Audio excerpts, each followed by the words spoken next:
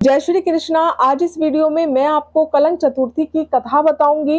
भाद्रपद महीने के शुक्ल पक्ष की चतुर्थी को कलंक चतुर्थी, पत्थर चौथ व गणेश चतुर्थी नामों से जाना जाता है, जो इस बार 19 सितंबर 2023 को है। विभिन्न नामों से मनाए जाने वाले इस दिन की महिमा बहुत ही उत्तम फलों को देने वाली होती है। भाद्रपद महीने के शुक्ल पक्ष की चतुर्थी को चंद्रमा देखना अशुभ माना जाता है। इस चतुर्थी को कलंक चौथ के नाम से भी जाना जाता है। अपने नाम अनुसार ही चंद्रमा को देखने के कारण अपमान और मिथ्या कलंक को देने वाली भी होती है। ऐसा माना जाता है कि इस दिन चंद्रमा को देखने के कारण भगवान कृष्ण को भी कलंक का श्राप झेलना पड़ा था। तो आइए कलंक चतुर्थी की कथा प्रारंभ करते हैं। द्वारिकापुरी में एक सत्यंजित नाम का व्यक्ति रहता था। वह भगवान सूर्य के प्रति अत्यंत समर्पित था। भगवान सूर्य उनकी भक्ति से प्रभावित हुए और उन्हें एक अमूल्य मणि प्रदान की। इस मणि के प्रभाव के कारण सत्यंजित किसी भी चीज से नहीं डरते थे और सभी सुखों को प्राप्त करने में सक्षम होते थे। वह उस मणि को नित्य अपने गले में धारण किए रहते थे। एक दिन वह भगवान श्री कृष्ण की सभा में चले गए और वहां उन्हें कई यादवों ने इस मणि को भगवान श्री कृष्ण को समर्पण कर देने के लिए कहा, परंतु उन्होंने इस बात का यूं ही कहा सुनी में टाल दिया। एक दिन उनके भाई प्रसेनजित उस मणि को लेकर जंगल में शिकार करने के लिए चले गए। वहां उन्हें एक शेर ने मार दिया।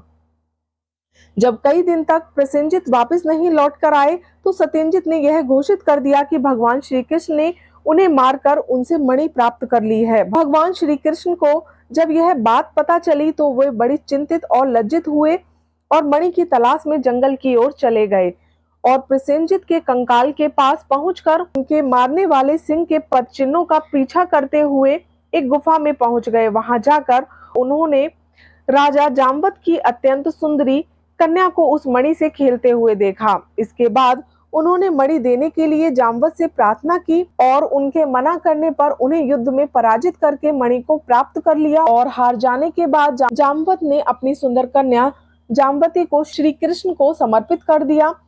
इसके बाद जाम्बवती को लेकर श्री कृष्ण द्वारिकापुरी को लौट आए और वह सभा में सत्यंजित को बुलाकर मणि की कथा के साथ साथ मणि उन्हें लौटा दी। इस घटना से सत्यंजित इतने लज्जित हुए कि उन्होंने अपनी पुत्री सत्यभामा का विवाह भगवान श्री कृष्ण के साथ कर दिया और सत्यंजित मणि उन्हें गहने में प्रदान कर दी और भगवान श्री कृष्ण से माफी मांगी। माना जाता है कि कृष्ण जी को ये दोष इस कारण सहना पड़ा कि उन्होंने भादो माह के शुक्ल पक्ष की चतुर्थी के चंद्रमा को देखा था।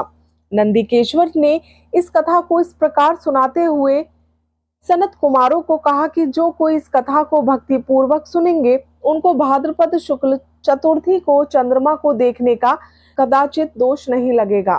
तो ये थी कलंक चतुर्थी की कथा। आशा करती हूँ कि आपको ये कथा अच्छी लगी होगी।